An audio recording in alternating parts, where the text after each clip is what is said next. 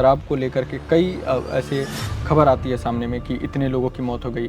कुछ दिन पहले पूर्णिया की तरफ 52 लोगों की मौत हो गई। शराब बेचने वालों से मिली भगत पुलिस पदाधिकारियों की रहती है। मैं किसी भी डिपार्टमेंट में जाऊँ, बिना पैसे दिए कोई काम नहीं हो रहा मेरा। ये सवाल मैंने सदन में उठाया था।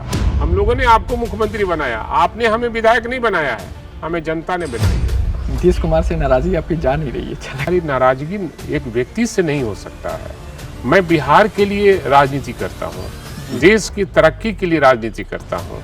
अगर बिहार की तरक्की रुकता है, बिहार बदनाम होता है, शर्मसार होता है, जनता का काम नहीं होता, तो फिर राजनीति हमको करने से क्या फायदा, सामाजिक कार्यकर्ता कहलाने से क्या फायदा होगा। एक नेता है जिनके नाम सुनते ही आप अक्सर हमलावर हो जाते हैं। आपका नाम है प्रशांत किशोर पांडे, आप लिखते हैं केवल प्रशांत किशोर, क्यों अपनी जाति क्यों छिपाते हैं? तेज प्रताप जी से बात हुई आपकी? हमारी हमेशा बात होती है। नीतीश कुमार जी आजकल हर मंच से बोल रहे हैं कि हाथ जोड़ जोड़ के कि हम अब नहीं बदलेंगे, हम अब पाला नहीं बदलेंगे। इसके पहले भी बोले थे ना जी, बीजेपी का मतलब बड़का झूठा पार्टी, उन्होंने ही कहा। जब कोई गरीब वहाँ कमाने जाता है तो उसको लाठी से पीटा जाता है, और चूंकि वो पैरवीकार है इसलिए उसकी बात पुलिस वाले भी सुनते हैं, लेकिन जो मार खाता है उसकी पुलिस वाली बात नहीं सुनते हैं। वो कहता है कि नहीं, तुम बाहरी आदमी हो। नमस्कार, आप सभी का स्वागत है द AK शो में। आज हमारे साथ आरजेडी के कद्दावर नेता भाई वीरेंद्र जी जुड़े हैं। इन्होंने पिछले कई वर्षों में अपने राजनीति से ये साबित किया है कि ये किस तरह से सक्रिय राजनीति में रह करके अपने जीवन को आगे बढ़ा रहे हैं और अपनी राजनीतिक बातों को भी लोगों के बीच रख रहे हैं। बहुत बहुत स्वागत है सर आपका। बहुत धन्यवाद आपको भी। सर, जब मैं आपके बारे में पढ़ रहा था, समझने की कोशिश कर रहा था, तो मुझे पता चला कि सर लगभग 44 साल से आप एक्टिव पॉलिटिक्स में। निश्चित रूप से, तो ये बहुत लंबा समय है। 1980 से सक्रिय राजनीति में है, और उसके पहले भी छात्र जीवन में आपने जेपी आंदोलन से शुरुआत की थी? जेपी आंदोलन में मैं हाई स्कूल का विद्यार्थी था। अच्छा। और उन दिनों भी मोहल्ले के जो पॉलिटिकल लोग थे, बड़े भाई रूप थे, उनके साथ हम धरना उड़ना पर भी बैठते थे। अच्छा। लेकिन जैसे ही पुलिस पदाधिकारी सब आता था, डीएम आते थे, तो हम लोग धरना से भाग जाते थे, क्योंकि लाठियां खानी पड़ती थी। घर पे कुछ नहीं बोलते थे? नहीं, घर पर तो काफी विरोध होता था, काफी विरोध होता था। पढ़ाई करने गए हो, उधर राजनीति हाँ, कर रहे हो? हाँ, निश्चित रूप से। लेकिन ऐसा था, मोहल्ले के लोग थे इसलिए उनके साथ जाने का, और एक ललक थी बीच में कि 74 का आंदोलन है, इमरजेंसी के खिलाफ में है, तो उसमें था इमरजेंसी के खिलाफ में हम लोग धरना प्रदर्शन भी। तो शुरुआती दौर छात्र जीवन से ही हम शुरुआती राजनीति में हम आए। कभी ये सोचा था कि आपने कि इतना लंबा समय आप गुजारोगे और इतना लंबा समय राजनीति में दे दोगे? क्योंकि जब छात्र जीवन में रहते हैं तो मन में सिर्फ एक ऑप्शन नहीं रहता है। कभी मन करता है कि नहीं, मुझे डीएम बनना है, डॉक्टर बनना है, इंजीनियर बनना है। तो आप शुरुआती दौर से ही देखिए, जब मैं छात्र जीवन में था उस समय मेरे मामा जी एमएलए हुआ करते थे। अच्छा। और बिहार सरकार के मंत्री भी थे जी। तो एमएलए फ्लैट में आना जाना रहता था। तो मन में लावा फूटता जरूर था कि शायद हम भी चुनाव लड़ते, हम भी ऐसे परिवार से हम आते थे, बिलोंग करते थे कि जो राजनीति सरोकार हमारे परिवार रखते थे, लेकिन राजनीति में नहीं रहते थे। शेरे बिहार का तगमा राम लखन सिंह यादव को हमारे दादाजी ने दिया है। जी। उस परिवार से मैं बिलोंग करता हूँ, और मेरे मन में ये बात रहती थी कि मामा जी हुए हैं तो काश मैं भी राजनीति में आकर एमएलए बनता। लोगों की सेवा करने की हमें भी भाव थी, वो प्यार इच्छा सम्मान उसी दिया। हाई स्कूल के दौरान? हाँ, निश्चित रूप से हाई स्कूल के दरमियान भी हमको कई गो नौकरियां लगा। अच्छा। लेकिन हम नौकरी नहीं किए, नौकरी छोड़ देते थे? हाँ, छोड़ देते थे। घर के लोग काफ़ी खिलाफत भी करते थे, हमारा पॉकेट खर्चा भी बंद कर देते थे। अच्छा। लेकिन बाद के दिनों में लगा परिवार को कि नहीं, ये लड़का आगे चलकर परिवार का नाम रोशन करेगा, तो हमें मदद मिली परिवार के द्वारा। और जनता का आशीर्वाद तो हमें, जब से मैं चुनाव लड़ रहा हूँ, राजनीति कर रहा हूँ, तब से जनता का आशीर्वाद हमारे ऊपर बना रहता है। बुरे समय में भी, अच्छे समय में भी जनता हमारे साथ और हम पर भरोसा विश्वास करती है। ये विश्वास बना हुआ है लगातार। निश्चित रूप से विश्वास बना हुआ है, हम विश्वास की राजनीति करते हैं। बिहार की राजनीति बात करें तो सर अभी 3 पार्टी प्रमुख रूप से अब बिहार में काम कर रही है, आरजेडी, जेडीयू और बीजेपी। अभी जो आरजेडी की स्थिति है, आप ये मानते हैं कि क्या आरजेडी अभी सबसे प्रमुखता से लोगों के बीच में है, जनता के बीच ज़मीन से जुड़ी हुई पार्टी है? ये सवाल इसलिए मैं पूछ रहा हूँ क्यों, जैसे कि आने वाले समय में 1 साल में चुनाव भी होने वाले हैं और आपकी जो पार्टी है अभी हाईएस्ट सीट गेन की थी पिछले चुनाव में, तो इसके बाद अभी जो चुनाव आएंगे तो इसमें आप ये आशा रखते हैं कि आपकी पार्टी अभी मजबूती से सामने आ रही है? इस पर मैं बताना चाहूँगा कि इस बार जनता ने तय कर लिया है कि नौजवानों के आइकॉन जो 17 महीना में काम किया, जो 17 साल में नहीं कर सका कोई, वो 17 महीने में जो बेरोजगारों को रोजगार देने का काम किया, शुरुआत उन्होंने ही किया। आप मुख्यमंत्री बहुत दिन से हैं, लेकिन आपने बेरोजगारों को रोजगार नहीं दिया। ये तो हमारे नेता तेजस्वी प्रसाद यादव का दिमाग था कि उन्होंने वादा किया था 2020 के चुनाव में कि जब मेरी सरकार आएगी तो मैं 10 लाख बेरोजगारों को सरकारी नौकरी देने का काम करेंगे। उसी दिशा में उन्होंने काम किया और 17 महीना में कम से कम 5.5 लाख बेरोजगारों को रोजगार दिया और 2.5 लाख को लाइन में फाइल आगे बढ़ गई थी। तब तक सरकार से सर अभी सत्ता पक्ष का इसी बात पे मैं इसका एक काउंटर आता है उनके तरफ से कि आप लोग उनका क्रेडिट चोरी कर लेते हैं। मुख्यमंत्री तो उन्हीं का था। अगर कोई फाइल बढ़ रहा है, ये फाइल की बात नहीं है। देखिए, सबसे बड़ी चीज है जनता से पूछिए ना कि आखिर ये नौकरियां किसने दिया, तो बताएगा तेजस्वी यादव ने दिया। आप 17 साल से पहले भी थे जी, तो आपने कहाँ दिया नौकरी? जब वैसा आदमी आपके साथ आया जो वादा कर कर जनता के बीच से आया था कि हम 10 लाख बेरोजगार को सरकारी नौकरी देंगे, और उन्होंने माथा लगाकर और ये सारे विभागों में वैकेंसियां निकालकर और नियुक्ति पत्र बांटने का काम किया, और भी जितना फाइल बढ़ा हुआ है सब तेजस्वी यादव का देन है। मुख्यमंत्री रहते हुए वो लोग कहता है कि मुख्यमंत्री ये है तो उनको क्रेडिट कैसे जाएगा? तो ऐसा थोड़ी है। कहते हैं कि मुख्यमंत्री के बिना संज्ञान में लिए कैसे काम करेंगे? ये संज्ञान में लाया गया, आपको बता देते हैं जी। ये जो जातीय गणना हुआ, मुख्यमंत्री भी चाहते थे जातीय गणना हो जी, केंद्र सरकार नहीं चाहती थी, एनडीए में थे, लेकिन हमारे नेता तेजस्वी प्रसाद यादव नेता विरोधी दल की हैसियत से बार बार मांग करते रहे कि बिहार में अगर देश स्तर पर नहीं हो पा रहा है तो बिहार स्तर पर सरकार अपने खर्चे से जाति गणना कराए, और सरकार ने उनकी बात को माना और बिहार में जाति गणना हुआ। तो ये किसका देन है? ये तेजस्वी प्रसाद यादव का देन है कि हमने मांग किया और सड़कों पर उतरने का काम किया, सदन में मामले को उठाया, सदन से बाहर मामले को उठाया, धरना प्रदर्शन सब किया। तो हमारी बात अगर धरना प्रदर्शन से हो गया तो क्रेडिट किसको जाएगा? ये तो तेजस्वी यादव को ही जाएगा क्रेडिट ना। आज भी सब कोई मानता है कि बिहार में जाति गणना हुआ है, उसका देन है, सूत्रधार है, मुख्यमंत्री जरूर है, लेकिन उसके पीछे कौन है? तेजस्वी प्रसाद यादव जी। लेकिन सर इसके पीछे ये सवाल मैं आगे आपसे पूछने वाला था, लेकिन अभी आपने इसका जिक्र कर दिया तो मैं साथ में पूछ लेता हूँ कि जातीय जनगणना को लेकर के जब चर्चा होती है तो अभी भी देश में इसको लेकर के बात हो रही है कि किस तरह से जातीय जनगणना पूरे देश में कराई जाएगी, किस तरह से चीज़ें होंगी।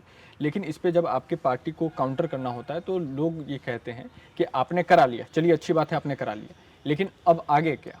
इससे फ़ायदा क्या पहुँचाएंगे आप? क्या रोड मैप है इसका? निश्चित रूप से जिसकी जितनी जनसंख्या रहेगी जी, हम उसको उतना भागीदारी देने का काम करेंगे। हमारे नेता ने तय कर लिया है कि जैसे जातीय गणना हुआ है और जिस जाति का जितना आधारभूत है और जितनी संख्या है उसके आधार पर हम राजनीति में उसकी भागीदारी देने का काम करेंगे। आपको लगता है कि ये प्रैक्टिकली पॉसिबल? एकदम प्रैक्टिकली पॉसिबल है, और हम कर हमारी पार्टी ने दिखलाई है कि पूरे बिहार में अति पिछड़ा, दलित, महादलित और पिछड़ा और जो ऊंचे वर्ग के लोग हैं, हम सबको अपने ज़िले में अध्यक्ष बनाने का काम किया है। हर जगह आरक्षण करने का काम किया है, जनरल भी है, आरक्षण भी, आरक्षित भी है, हम सब जगह करने का काम किया है।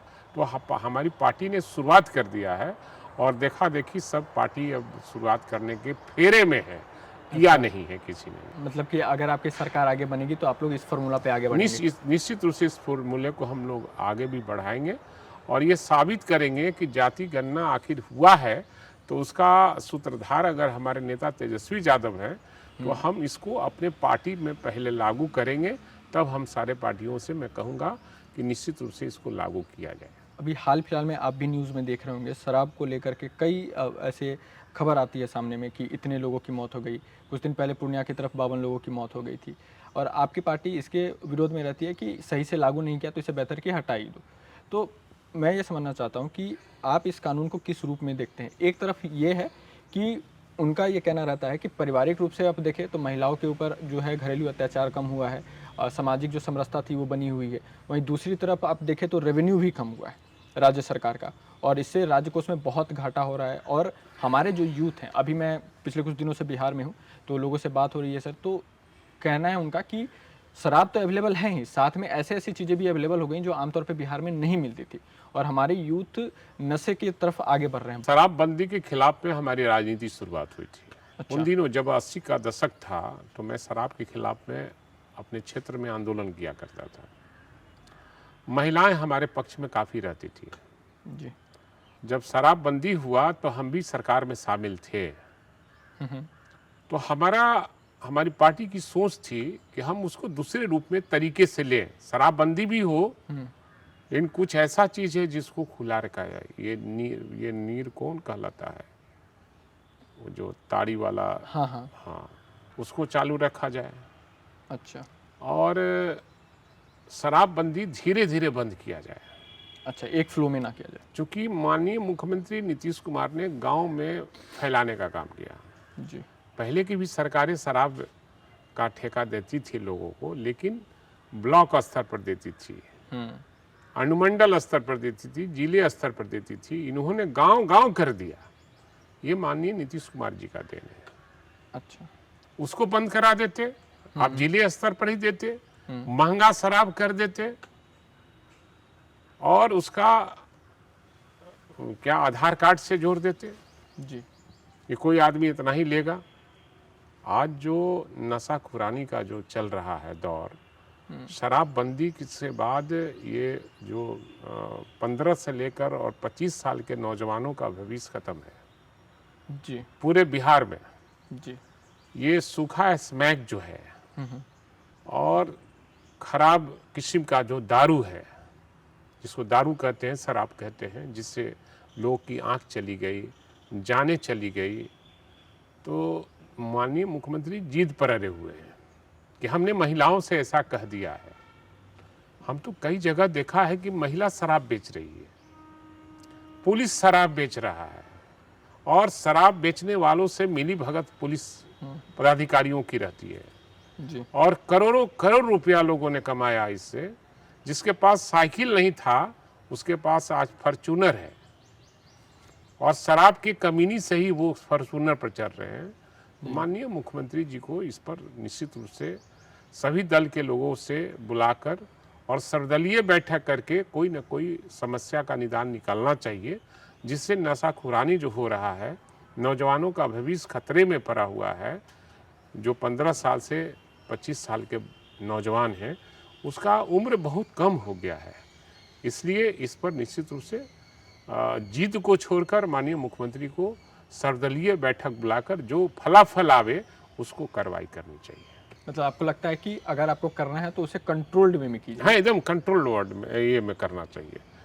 अभी जो जिस तरीके से किया जिसको गया नहीं वो कहा उचित जाता नहीं कि है। सांप भी मर जाए और लाठी भी बच जाए, वो काम करना चाहिए। शराब आप रोक नहीं तो सकते। सर इसमें आपके बगल का प्रदेश में शराब चालू है जी, चाहे वो उत्तर प्रदेश हो, झारखंड हो, छत्तीसगढ़ हो, मध्य प्रदेश हो, बगल के देश नेपाल, इन सब जगहों से आपका शराब आ रहा है।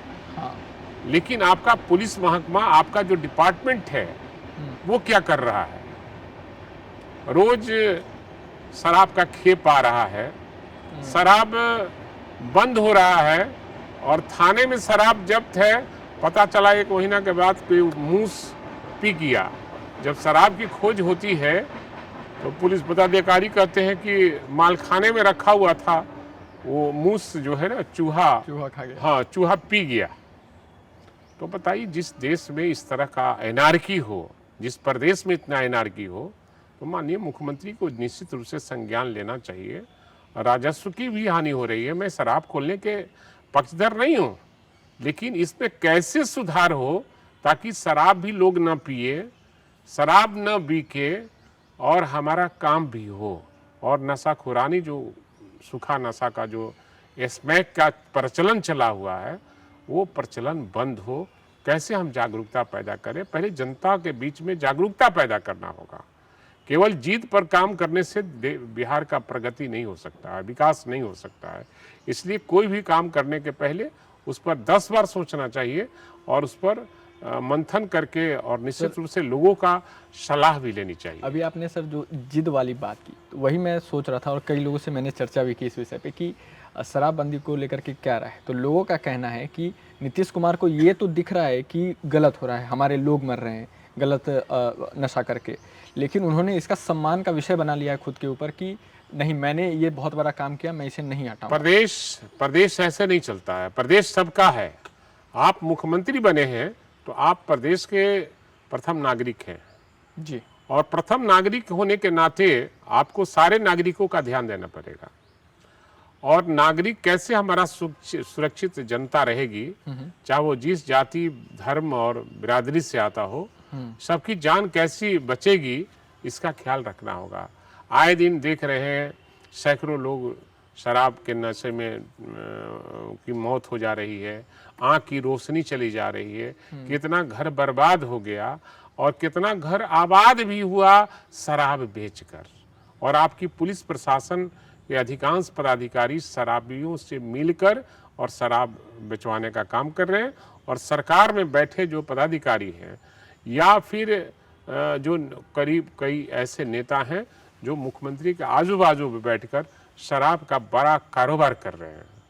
इसलिए निश्चित रूप से मुख्यमंत्री को इस पर संज्ञान लेना चाहिए। नीतीश कुमार जी से आप सर खासा नाराज लगते हैं? और नहीं, हम नाराज नहीं रहते। हम सही बात बता रहा हूं कि आप सर्वदलीय बैठक बुलाकर और राय लीजिए कि क्या करना चाहिए। ये जो अभी नाराजगी वाली बात जो मैंने की, आज से कुछ दिन पहले आपने एक मीडिया में बाइट दी थी कि नीतीश कुमार जी हैं वो सरकार नहीं चला रहे, उनके जो मैं आज भी कह रहा हूं कि सरकार नहीं चला रहे हैं। माननीय नीतीश कुमार की तबीयत खराब रहती है और कुछ ऐसे रिटायर्ड पदाधिकारी चला रहे हैं सरकार को जो जनता से उनको कोई लेना देना नहीं है। उनको केवल सिर्फ और सिर्फ अपना घर भरना है, इसके अलावा कोई लेना देना नहीं है। ये जो प्रशासन वाली बात आपने बताई, इसमें प्रशासन को लेकर के अक्सर ये सवाल उठते हैं सोशल मीडिया से लेकर के, इवन ग्राउंड पे भी आप लोगों से बात करेंगे तो उनका ये कहना है कि जो प्रशासन का रवैया है वो उचित नहीं रहता है। इस बात में कितनी सच्चाई है? देखिए, सबसे बड़ी, हम तो कमेटी के सभापति हैं जी, और मैं कई कमेटी चला चुका हूँ। जिले का मैं दौरा करता हूँ, जेल में भी जाने का मौका मिलता है जी, जेल का निरीक्षण करने का। उसमें पाते हैं कि सब गरीब लोग, गरीब जो लोग हैं वही लोग जेल में है शराब वाला कांड में। बड़े लोग करते हैं, जेल जाते हैं गरीब लोग। आखिर कारण क्या है? तो पैसे कमा कोई रहा है, कर कोई पैसा रहा है, कोई और कमा फंस रहा गरीब है और फंस रहा है गरीब आदमी। मैंने सरकार से कहा है कि 80% जो बंदी है जी, वो शराब पीने के जुर्म में गया है। और बेचने वाला कितने लोग हैं, जो बरसूखदार लोग हैं, जो शराब बेचवाते हैं। पहले होम डिलीवरी होता था, अब बेड डिलीवरी हो रहा है। तो आप बताइए, वो लोग जेल नहीं जा रहे हैं क्योंकि वो पदाधिकारियों, बड़े बड़े पदाधिकारियों के साथ उठते बैठते हैं जी। और उनका होता है कि इस महीने में कितना आपका टर्नओवर हुआ, उस हिसाब से उनका देन लेन होता है। मैं इसको सर थोड़ा सा प्रशासनिक रूप से समझना चाह रहा था आपसे। जो प्रशासन वाली बात थी कि लोग कहते हैं कि मैं किसी भी डिपार्टमेंट में जाऊँ, बिना पैसे दिए कोई काम नहीं हो रहा मेरा। मैं अंचल ऑफिस चले जाता हूँ, वहाँ पे मेरे बिना पैसे दिए काम नहीं हो रहा है। डीएमएसपी ऑफिस चले जाइए, वहाँ पे भी काम होता है। और ज़्यादा अगर आप फोर्स करते हैं तो उल्टा आपके ऊपर चार्ज लगा दिया जाता है या फिर आपके साथ बदसलूकी की जाती है। तो इस तरह के जो खबर है एक के बाद एक कई सारे आते जा रहे हैं। तो मैं इसको इसीलिए प्रशासनिक रूप से आपसे समझना चाहता हूँ कि आप नेता हैं और आप हर तरह जगह घूमते हैं, तो आपके पास भी ये खबर आती होगी, ये बहुत ही नॉर्मल सी चीज़ है। नहीं, मैं ग्रास रूट का वर्कर हूँ जी मैं नेता नहीं हूँ। जी। और ग्रास रूट के वर्कर को सब पता होता है कहाँ क्या हो रहा है। आज ब्लॉक से लेकर अंचल से लेकर जिला अनुमंडल अधिकांश जगहों में बिना पैसे का कोई काम नहीं होता है। अगर पैसा नहीं लगा तो वो आदमी समझ जाता कि मेरा काम नहीं होने वाला है। बहुत सा जगह तो पैसा लेकर भी काम नहीं करता है। तो ये सवाल मैंने सदन में उठाया था। ये सवाल मैंने महागठबंधन की जब बैठक हुई थी माननीय मुख्यमंत्री जी के साथ, उसमें मैंने बोला था माननीय मुख्यमंत्री के सामने जी कि माननीय मुख्यमंत्री जी, हम लोगों ने आपको मुख्यमंत्री बनाया, आपने हमें विधायक नहीं बनाया है, हमें जनता ने बनाई है। लेकिन आप एमएलसी होते हैं तो मुख्यमंत्री होते हैं। एमएलसी हमने बनाया, मुख्यमंत्री हमने चुना, इसलिए आप हमें विधायक नहीं बनाए, जनता बनाई है। लेकिन आप जो के राज्य में जो एनार्की है, जब माननीय विधायक चाहे जिस दल का हो, कहीं कोई सम्मान नहीं है। अपने बदौलत कोई अपना इमेज अच्छा रखता है, उसकी बात पदाधिकारी भी सुनते हैं कि अगर इनका काम नहीं करेंगे तो तुरंत टीवी में बोल देंगे, ये मीडिया में बोल देंगे। तो बहुत से लोग हैं, हम अपने जीवन में रहता है। हम अपने जीवन में कभी भी गलत काम करवाने का प्रयास नहीं करते हैं। चाहे हमारा जनता का काम हो, चाहे आम आवाम का काम हो, मैं हमेशा सही काम का प्रयास करता हूं, पदाधिकारियों को सही काम करने का सलाह देता हूं। और मैं पदाधिकारियों को कहता हूं कि पदाधिकारी, आप यहाँ सीओ हैं, बीडीओ हैं, डीएम हैं, एसपी हैं, अनुमंडलाधिकारी हैं, आप भी किसी गांव के रहने वाले हैं, किसी शहर के रहने वाले हैं, आप भी वहाँ के लोग दूसरे कोई होंगे। आप जैसा करोगे वैसा वहाँ तुम्हारे साथ भी होगा। नीतीश कुमार से नाराजगी आपकी जा नहीं रही है, छलक रही है। नहीं, मैं इस वजह से कि उन्होंने अपना खेमा बदल लिया। नहीं, खेमा बदलने से नहीं, हमारी नाराजगी एक व्यक्ति से नहीं हो सकता है। मैं बिहार के लिए राजनीति करता हूँ, देश की तरक्की के लिए राजनीति करता हूँ। अगर बिहार की तरक्की रुकता है, बिहार बदनाम होता है, शर्मसार होता है, जनता का काम नहीं होता, तो फिर राजनीति हमको करने से क्या फ़ायदा, सामाजिक कार्यकर्ता कहलाने से क्या फ़ायदा होगा। हम पूरे बिहार का मामला को हमेशा उठाते रहते हैं और समय समय पर आपके माध्यम से, उनके माध्यम से, टीवी चैनल के माध्यम से, जो पत्रकार हैं, जो प्रिंट मीडिया है, उनके माध्यम से हमेशा सवाल को दागने का काम करते हैं। एक जो और गंभीर मसला भी शुरू हुआ था वो था ज़मीन सर्वे को लेकर के। पहले सरकार ये कहती है कि हमने सारी व्यवस्था कर दी है और अच्छे से सारा काम हो रहा है, फिर उपचुनाव का डेट आता है और फिर बीच में वो रोक देती है। तो आपको लगता है कि जिस तरह से नियम बनाए गए हैं और जिस तरह से काम किया जा रहा है वो आम जनता के हित में है, गरीबों के हित में है, या फिर उसके साथ दोहन हो रहा है? देखिए, शोषण दोहन दोनों हो रहा है। अच्छा, हमारी जमीन है, हम उसमें सैकड़ों वर्ष से उसमें बसे हुए, हमारा घर है जी, और उसको सरकार कहती है कि खाली करो। एक तरफ आप कहते हैं कि गरीबों को जमीन दिलाने के लिए हम पैसा 1 लाख रुपया देंगे। हाँ, मैंने ऐड भी देखे हैं। जी, देंगे जी। और दूसरी तरफ आप जो बसे हुए लोग हैं उसको उजाड़ना चाहते हैं। और हम पटना में भी देखा है, जो रसूखदार नेता हैं, जो सरकार के आजू बाजू बैठने वाले लोग हैं, उनके भाई भतीजा पूरे बिहार में रंगदारी कर रहा है। अच्छा, चाहे वो खेतान मार्केट हो, चाहे वो ये मोरिया लोक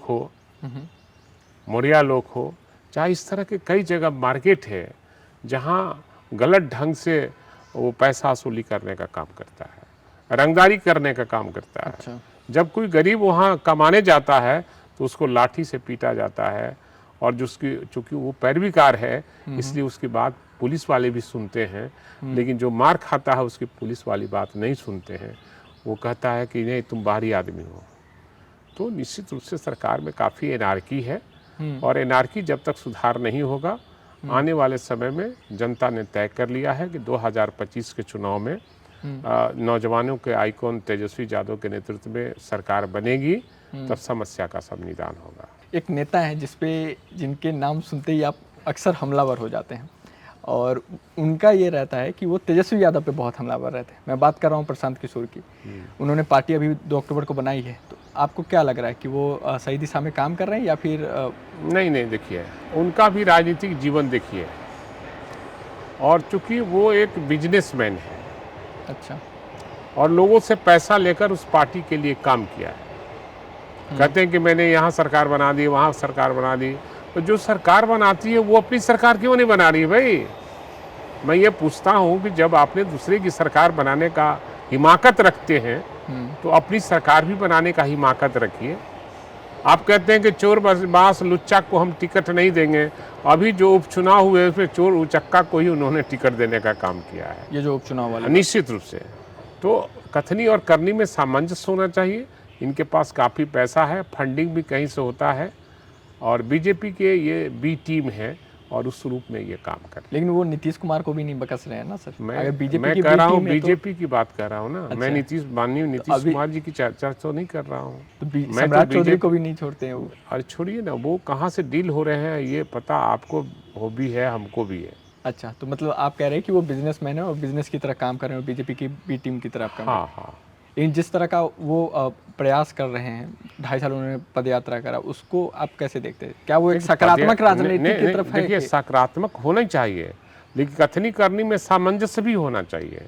जो कथनी करनी में सामंजस्य नहीं अपनाता हो वो आदमी कुछ नहीं कर पाता है। आपका नाम है प्रशांत किशोर पांडे, आप लिखते हैं केवल प्रशांत किशोर, क्यों? अपनी जाति क्यों छिपाते हैं? प्रशांत किशोर पांडे आपका नाम है तो आप प्रशांत किशोर क्यों लिखते हैं?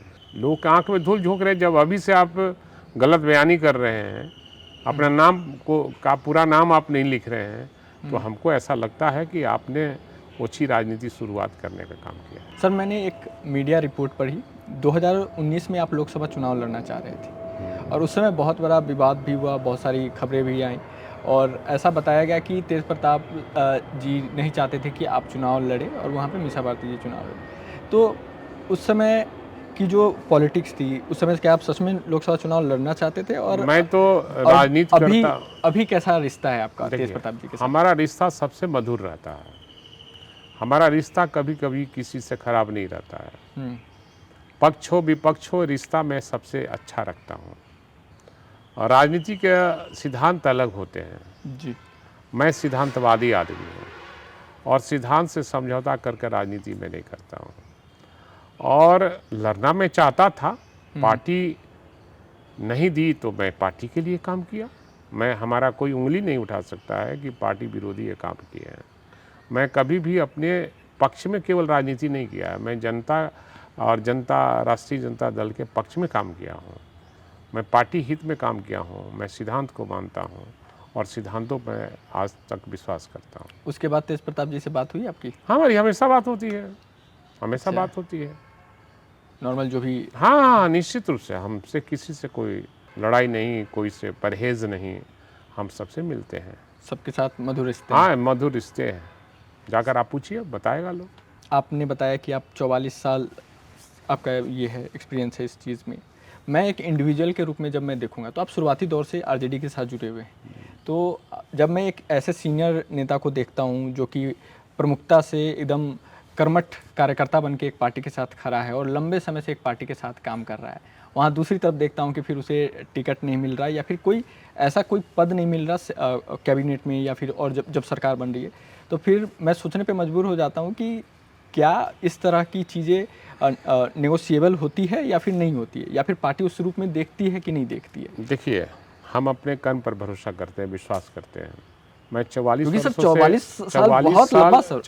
वर्षों से मैं राजनीति कर रहा हूँ। चूँकि मैं पटना जिला का रहने वाला हूँ जी, बगल के मनेर का रहने वाला हूँ और ग्रास रूट का वर्कर हूँ, इसलिए बहुत ज़्यादा भीतर से लालच हमें नहीं है और आशा भी नहीं रहती है कि हमको ये बना देगा वो बना देगा। हम जनता के लिए बने हुए हैं, जनता की सेवा करते हैं। हमको जो वोट देता है नहीं देता है, मैं सबका काम करता हूँ और पार्टी पर हमेशा विश्वास रहता है, विश्वास रखते हैं। और जब भी पार्टी को आई है ज़रूरत, भाई वीरेंद्र आगे के पंक्ति में खड़ा होकर पार्टी का साथ दिया है। हमें कई अवसर आए हैं मंत्री बनने का जी, कई अवसर आए हैं एमपी का चुनाव लड़ने का, मैंने सबको ठुकरा दिया और कहा दूसरी कि पार्टी से। हाँ, हमने कहा कि हम लालू यादव जी के साथ हैं, तो लालू यादव के जो कहेंगे वही मैं करूँगा। मतलब लालू जी को आप अपना नेता मान रहे हाँ, हैं? नेता, अरे हमारे नेता हैं ही, तो इसमें कहाँ दो तो राय है। उनके आज्ञानुसार ही बड़े जो भाई सहयोग- भी हैं, नेता भी हैं, मैं उन्हीं के आदर्श पर चलता हूँ। वो एक विचार है, उस विचार का ही प्रचार मैं करता हूँ। कभी तो सर ऐसा होता होगा ना, एक बार मन में आ जाता होगा कि यार इतने समय से मैं काम कर रहा हूँ। नहीं, मन में सबको रहती है कि हम ये बन जाते हैं, वो बन जाते हैं। नहीं बनती है, पार्टी की इच्छा होगी जिस दिन बन जाएंगे। अच्छा, मतलब आशा है। निश्चित रूप से आशा है। आशा, जिस आदमी को आशा नहीं रहे, इस आशा पर भरोसा नहीं करे, वो आदमी आगे नहीं बढ़ सकता है। अब थोड़ी चर्चा थोड़ी आपके नेता जो हैं अभी तेजस्वी यादव जी, उनके लेकर कर लेते हैं। तेजस्वी यादव जब अभी डिप्टी सीएम बने थे तो उन्होंने पूरी प्रमुखता से काम किया और अपनी चीज़ों को बहुत ही अच्छे से लोगों के बीच समझाया कि देखिए मैंने ये सारे काम किए हैं। तो एक व्यक्ति के रूप में देखूंगा, और आप शुरू से उन्हें देखते आ रहे होंगे क्योंकि आप पार्टी से बहुत लंबे समय से जुड़े हैं, और एक नेता के रूप में आप देखते होंगे, तो कितना बदलाव आपको उनके जीवन काल में पिछले 10 सालों में आपको देखने देखिए, को मैं मिलता है? उनको बचपन से देख रहा हूँ। जी। जब उनका जन्म हुआ था तो आदरणीय लालू प्रसाद यादव जी के यहाँ उठना बैठना हमारा पहले ही से चला रहा है। जब तेज प्रताप जी का जन्म हुआ था तब भी, और तेजस्वी जी का जब जन्म हुआ था तब भी। जी। तो हमारा लगाव शुरू से रहा है, एक बचपन से। जब वो पले बढ़े, लोगों के साथ नटखट करते थे, क्रिकेट खेलते थे, साइकिल चलाते थे, मोटरसाइकिल चलाते थे, तब से मैं देख रहा हूँ आज राजनीति में बड़ी परिपक्व हो गए हैं। अच्छा। राजनीति में इतने कम उम्र में इतनी परिपक्वता बहुत कम लोग को देखा मैंने। उनका जो स्पीच आप सुनिएगा, जो थॉट देते हैं, वो बहुत बड़े नेता नहीं दे सकते हैं। और हम समझते हैं कि देश का बहुत बड़ा नेता ये बनेंगे। बिहार का तो है ही, देश का बहुत बड़ा नेता बनेंगे ये। और इनमें वो सब कुछ गुण है जो बड़े नेताओं में होनी चाहिए। तो आपको लगता है कि ये सक्षम है इस राज्य के एकदम मुखिया? सक्षम है, एकदम पूरी तौर पर सक्षम उन पे है। बहुत सारे लोग, इवन अपने बिहार में नहीं, बिहार के बाहर भी आप देखें तो उन्हें तंज कसा जाता है, नौ भी फेल करके। हम तो यही आपको लगता है कहते कि हैं, ये आम आज से जनता इस नहीं, बात को समझ पाती आज है? से नहीं, आज से 5 साल पूर्व से ही मैं कहते आ रहा हूँ कि आप समझते हो कि वो 9वीं फेल है, तो पटना का सबसे बड़ा गांधी मैदान है, वहाँ डिबेट करा लो। और तुमको लगता है कि फलाने नेता डॉक्टरेट किए हैं, उस नेता के सामने हमारे नेता को भिड़ा दो। अगर हमारा नेता हार जाता है तो हम राजनीतिक जीवन से संन्यास ले लेंगे। अच्छा। केवल सर्टिफिकेट लेने से कोई विद्वान नहीं होता है। उनको गॉड गिफ्टेड है और हर चीज़ वो जानते हैं, और जितना फ्रिक्वेंटली वो इंग्लिश बोलते हैं, बहुत से नेता नहीं बोल पाएंगे। आपको लगता है कि जो बात आपने कही उनको लेकर अभी ये बात आम जनता भी समझ रही है? उन तक नहीं, भी ये आम समझ जनता रहा है? समझती है ना। उन्हें परवाह नहीं पड़ता कि आप 9वीं फेल नहीं बोल नहीं, रहे हैं? आप जितना भी कह लो, आप उनकी सभा में जितनी भीड़ जुटती है, हाँ। आदमी ढोकर नहीं लाया जाता है, गाड़ियों से नहीं लाया जाता है, लोग स्वतः से स्फूर्त होकर उनका भाषण सुनने आते हैं। आखिर उसमें कुछ है, गुण जादू है, तब ना लोग आता है। मैंने झारखंड में भी देखा कि लोग स्वतः स्फूर्त कैसे आते हैं वहाँ पे, और कितनी भीड़ जुटती है।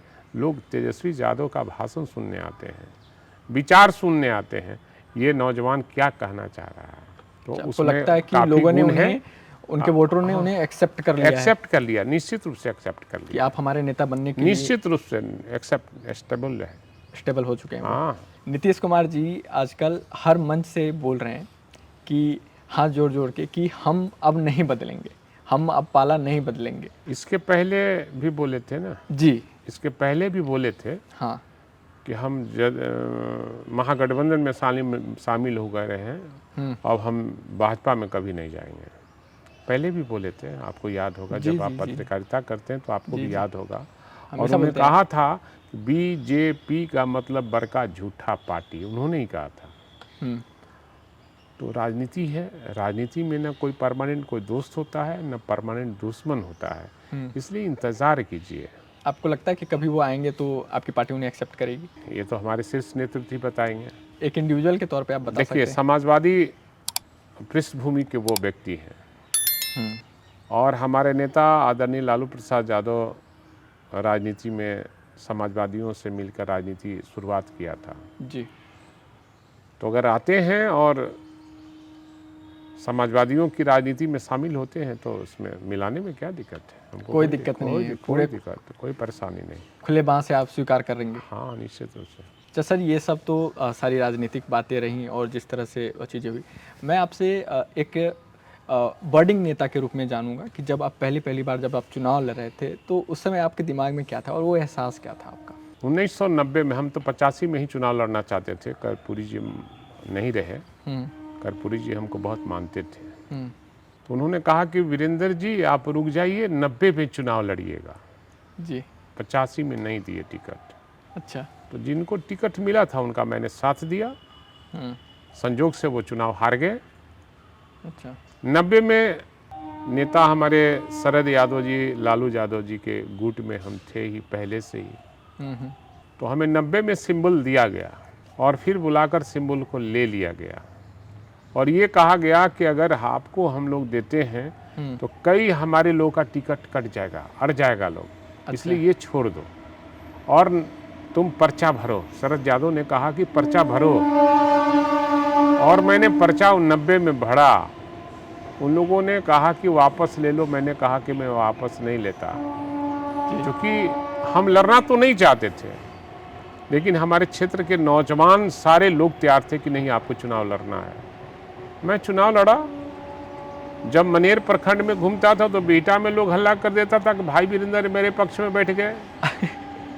अच्छा। जब बीटा में घूमते थे तो मनेर में आकर लोग कहता था कि भाई वीरेंद्र हमारे पक्ष में बैठ गए। प्रचार प्रसार हमारा जो है, हम निर्दलीय थे, नौजवान थे, तब भी मैं 5000 से ही चुनाव हारा। अच्छा। जनता दल भी हार गई ओ। और मैं भी चुनाव हार गया। 5000 अगर दोनों आदमी एक रहते तो चुनाव निश्चित रूप से जनता दल चुनाव जीत जाता। या फिर आपको सिंबल मिल जाता या फिर? हाँ, अगर हम शुरू में ही चुनाव लड़ते, हमको नहीं कहा गया था कि पर्चा भरो जी, तो मैं नहीं भरता। और भर दिया। और राजनीति में हम जनता पर भरोसा करते हैं और जनता, जब से मैं चुनाव लड़ रहा हूँ तब से जनता हम पर भी भरोसा करती है और वो जानती है कि ये झूठ बोलता नहीं, लड़ता है हमसे, झगड़ता है जरूर, लेकिन झूठ नहीं बोलता। 1995 में भी आप चुनाव लड़े? हम चुनाव जीत गए थे 95 में निर्दलीय। उस समय भी हमारा टिकट, आज जो बीजेपी में जो लोग हैं, कुछ लोग हैं जो चले गए हैं राजद को छोड़कर, वो सारे लोग मिलकर हमारा टिकट कटवाते थे। क्यों? इसलिए कि हम बोलने वाले लोग थे, लड़ने वाले लोग थे, नहीं चाहते थे कि पैरेलल कोई नेता तैयार हो पटना जिला में। अच्छा। तो हमारा टिकट कटवा देना, लेकिन जनता ने हमको जितवा दी थी। लेकिन कुछ वोटों से गिनती में हमको हरवा दिया गया, 100-150 वोट से। 150 वोट से आप हार गए थे उसमें 95 के? 95 निर्दलीय, उस हवा में, उस वेव में निर्दलीय चुनाव लड़ना और इतना वोट ला पाना। मैं पहली दफा 2000 में एमएलए हुआ जी। समता पार्टी के पहला यादव एमएलए मैं हूँ। अच्छा। पूरे बिहार में उसके बाद कोई यादव नहीं एमएलए हुआ। First and last Samta party के भाई वीरेंद्र, समता पार्टी का एमएलए। और भी मनेर से, जहाँ यादव का सबसे ज़्यादा वोट है पूरे बिहार में। पूरे बिहार में यादव का एक जाति विशेष का वोट अगर है कहीं तो वो मनेर में है जी। मनेर की जनता हमें प्यार करती है, मानती है, तवज्जो देती है और विश्वास करती है, भरोसा करती है कि हमारे नाम को रोशन करेगा और हमने करके दिखलाया। बहुत प्यार करती है आपकी जनता? बहुत प्यार करती है। कभी ऐसा हुआ जीवन में जब आपको लगा हो कि अब राजनीति छोड़ देनी चाहिए? या नहीं, हमें कभी नहीं लगा इस तरह की बात। और कभी कभी तो मन उचट जाता है, जो राजनीति में जो एनार्की हो गया उसको देखता हूँ जी, तो कभी कभी ये लगता है कि हम लगता है फंस गए क्या इस राजनीति में। लेकिन फिर होता है कि नहीं, जीवन में करना क्या है, संघर्ष ही सबसे बड़ा चीज़ है और संघर्ष को मैंने चुना और आज तक मैं संघर्ष ही कर रहा हूँ और संघर्ष कर यहाँ तक पहुँचा। सर, मैंने आपको अक्सर देखा है कि आप ये कैप, टोपी पहनते हो, ये कब से आपने पहनना शुरू और ये क्या है, मतलब इसकी कहानी क्या है? हम कमेटी में थे जी। कमेटी लेकर गए थे हम लोग। समय सभापति नहीं थे जी। उस समय हम फॉर्मल लेके कमेटी के संयोजक थे और मैं हिमाचल गया था। वहाँ के अध्यक्ष, विधानसभा का अध्यक्ष ने हमें टोपी पहनाने का काम किया इस तरह की? हाँ, ये भी हिमाचल का ही है। ये अच्छा। लोकल टोपी नहीं मैं पहनता। वहीं से आप मंगवाते हो? वहीं से आता है, दर्जनों, एक बार आता है, फिर आता है, फिर दर्जन आता है। अच्छा, वहीं से मंगवाते हो? वहीं से मंगवाते हैं। जो जाता है मेरे लिए गिफ्ट में ही लाता है। हिमाचल से। हिमाचल से, और तब से मैं टोपी पहनता हूँ। और हमारा नकल करने के लिए कई विधानसभा के सदस्य, इवन अश्वनी चौबी से शुरू हुआ और कई लोग लगाना शुरू कर दिया, लेकिन बहुत दिन तक नहीं लगा पाता है लोग, फिर छोड़ देता है। क्योंकि आपको, मैंने आपकी तस्वीरें देखी, पुरानी भी देखी, आप लंबे समय से इसको हाँ, कैरी लंबे कर रहे हो। समय से, उसी समय से मैं कैप लगाता हूँ। अभी सर बिहार में एक तरफ ये भी लोग कहते हैं कि युवाओं को राजनीति में आना चाहिए। आप मानते हैं कि बिहार में युवा नेता इस रूप में आगे बढ़ेंगे और ये सकारात्मक राजनीति के लिए अच्छा होगा? निश्चित रूप से ये सकारात्मक लेके बहुत अच्छी बात है कि नौजवान जब राजनीति में आएंगे तो निश्चित रूप से कुछ सोचेंगे, नया काम सोचेंगे। और युवाओं की ज़रूरत है पूरे बिहार में, पूरे देश में युवाओं की ज़रूरत है। जब तक युवा आगे नहीं बढ़ेगा और राजनीति में सक्रियता नहीं रखेगा तो एनार्की होता रहेगा। जी सर, आने के लिए तो आ जाए, लेकिन क्या बाकी जितनी भी पार्टियां हैं सब मेंटली इतना प्रिपेयर्ड है कि एक यूथ को आगे ला करके खड़ा करे? नहीं, ये टिकट सारे दे? लोग तो नहीं है, ये सारे लोग तो नहीं है, हर पार्टी इस पर तैयार नहीं है, लेकिन युवा को निश्चित रूप से आगे बढ़ना चाहिए और राजनीति में भाग लेना चाहिए और सेवा भावना से आना चाहिए। राजनीति सर बहुत टफ काम है, इजी नहीं है, कि आप बहुत ही मुश्किल होता है और साथ में परिवार भी होता है। तो देखिए आजकल क्या है, जी, राजनीति में हार्ट अटैक जल्दी होता है, ब्रेन स्ट्रोक होता है लोगों को। राजनीति जो करता है। अच्छा, कई तरह की बीमारियां, शुगर, बीपी, ये सारे हो जाते हैं नेता लोगों को। क्यों हो जाता है? स्ट्रेस से होता है। मैं धूम्रपान निषेध हूँ, शुद्ध शाकाहारी हूँ और हमको भी शुगर है। स्ट्रेस से हुआ है। कई अवसरों पर नेताओं ने हमें धोखा दिया, तो स्ट्रेस तो होगा ही। बीपी हो गया, हमको भी एक बार ब्रेन स्ट्रोक हुआ था 17 में। अच्छा, उससे उबरने में तो आपको समय हो लग गया सकता होगा। है, हाँ, उबरने में समय कम लगा और लोगों की अपेक्षा। हम तो 1 महीना के अंदर में जैसे थे वैसे हो गए। बड़ा लंबा संघर्ष रहा है आपका। बहुत बड़ा संघर्ष किया है मैंने और आज तक ही संघर्ष कर रहा हूँ। लगता है कि जाने जाने तक संघर्ष ही हमें करना पड़ेगा। मैं गलत को गलत कहता हूँ, सही को सही कहता हूँ, इसलिए संघर्ष लेना पड़ता। और मैं चापलूसी की राजनीति नहीं करता, मैं स्वाभिमान की राजनीति करता हूँ। स्वाभिमान गिराकर राजनीति में नहीं करता। सर इतनी बिजी लाइफ में परिवार को कैसे संभालते हैं, टाइम दे पाते हैं? देखिए, टाइम तो दे नहीं पाते हैं, बच्चे भी नाराज़ होते हैं, पत्नी भी हमारी नाराज़ होती है, लेकिन मैं समझाता हूँ कि मैं अगर पैदा लिया हूँ तो समाज के लिए पैदा लिया हूँ और समाज मेरा प्रथम प्राथमिकता है, तब परिवार है।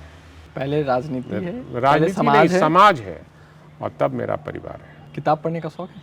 नहीं, पढ़ता हूँ मैं किताब, राजनीति लोहिया जी की कई किताबें मैं पढ़ा हूँ। अभी भी जयप्रकाश कंटिन्यू जी कर का- रहे हैं? हाँ, करते हैं, उससे ज्ञानवर्धन होता है।